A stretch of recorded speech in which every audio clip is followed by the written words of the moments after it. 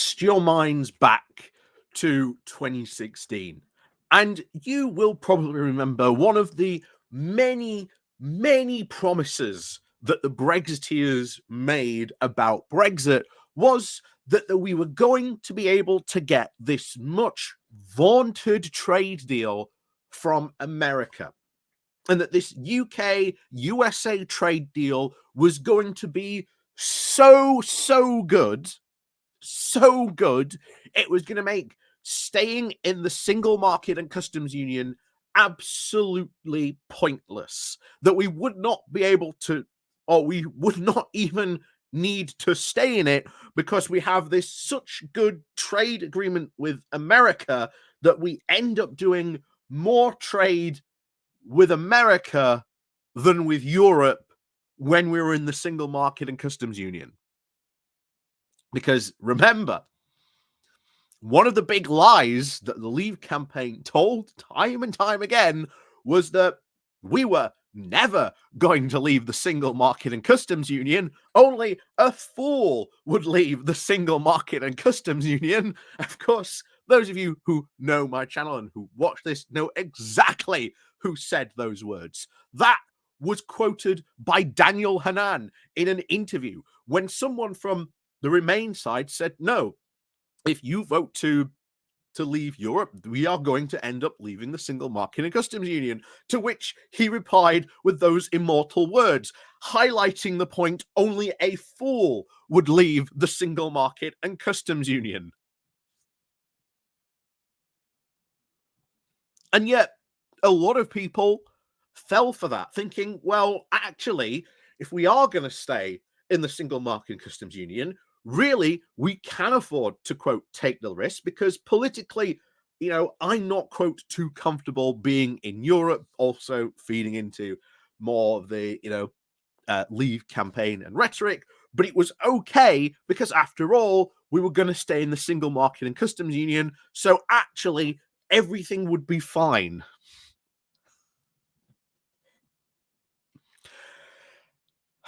Once again, as we point out, everything has not been fine when it has come to trade.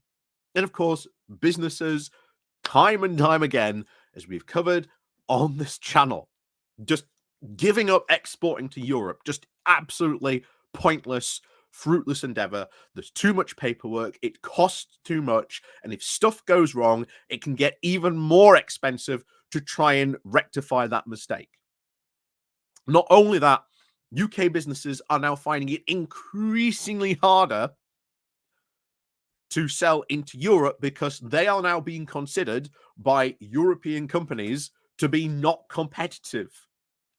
Why go to a UK company when we can go to one in Germany or France or the Netherlands or Poland, who do exactly the same thing, but they're in the single market and customs union? Makes it a lot more easier to do business with them. And remember, as we've always said, time and time again, distance in trade matters. Countries always trade mostly with their, closest trading partners. And yet, businesses want to do more trade with Europe than they do the rest of the world, because distance matters. And we've just had the British Chamber of Commerce come out and say, oh, actually, be really helpful if we could, lower those trade barriers or get rid of more of those trade barriers, because businesses keep telling us, remember, this is the British Chamber of Commerce keeps saying this, and not just once, repeatedly throughout a number of years now, that businesses want to trade with Europe and are actually finding it increasingly difficult to trade with Europe. And that even though we're getting all these, quote, amazing trade deals around the world, they're not exactly that good as sort of the Brexiteers have made them out to be. The New Zealand and Australian trade deals, for obviously the example that we always talk about, the Australian trade deal basically has a 15-year ticking time bomb that is going to allow Australia to really ramp up its meat exports, which is going to put huge pressure on British meat farmers here because there is no way they can compete with Australian farms. And that's just the reality. But of course, let's go back to our beginning premise that don't worry, we were going to get this amazing sweetheart of a deal, even had its own part, its own chapter in Brexit the movie, how good that deal was going to be. And of course, also featured in Dannial Hannan's visionary future of Britain, where apparently instead of jetting off to France or Germany to do business, our business sort of contacts would re-increase to go into America, and somehow we were going to bring back Concord because that would make the transatlantic lights quicker.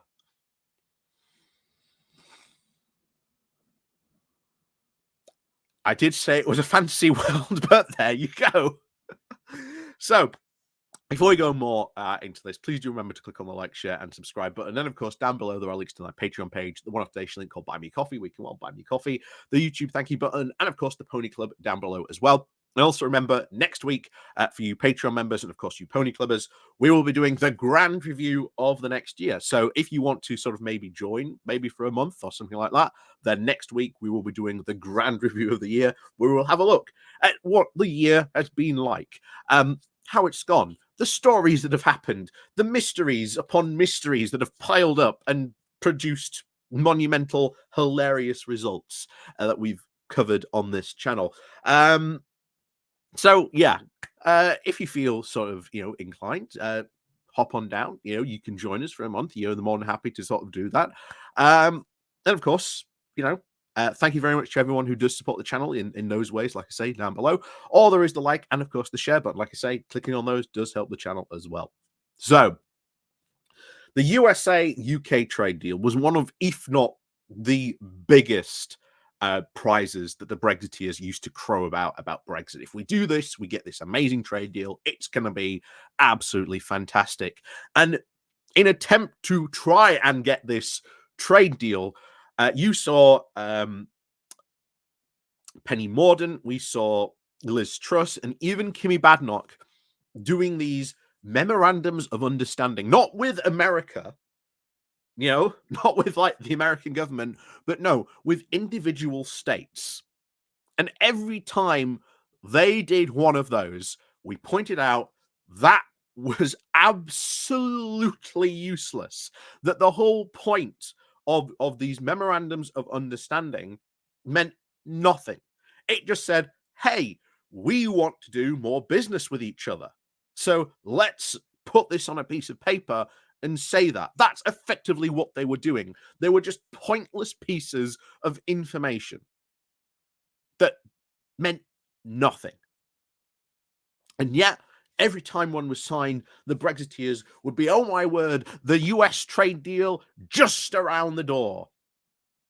Well, turns out Joe Biden, not interested in a UK-USA trade deals, with the pretty much any negotiations now dead.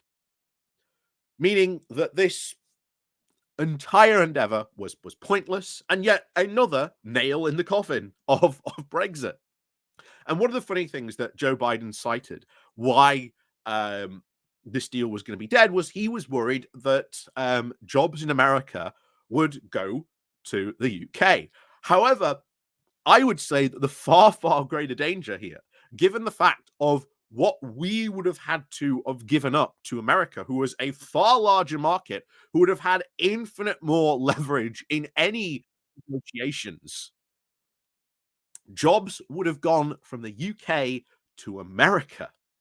And if you think our manufacturing base is in attacking now, what would have happened if we'd signed a trade deal with America, where you've got currently the Inflation Reduction Act giving all those green benefits to sort of green businesses and green energy, the Chip Building Act that's trying to encourage a lot of UK businesses to go over there and invest in America, they would have just gone at that point. They would have gone, and it would have been almost next to impossible to get them back. So the danger, and my response to Joe Biden would have been, no, the danger wouldn't have been US jobs going to the UK. It would have been UK jobs going to America. Something which, if you talk to Leave voters, was something they were highly concerned about. But so much for the US UK trade deal. Just another Brexit promise gone up in flames. So, as always, thank you very much for watching. And of course, as always, we'll see you next time. And of course, have a very Merry Christmas.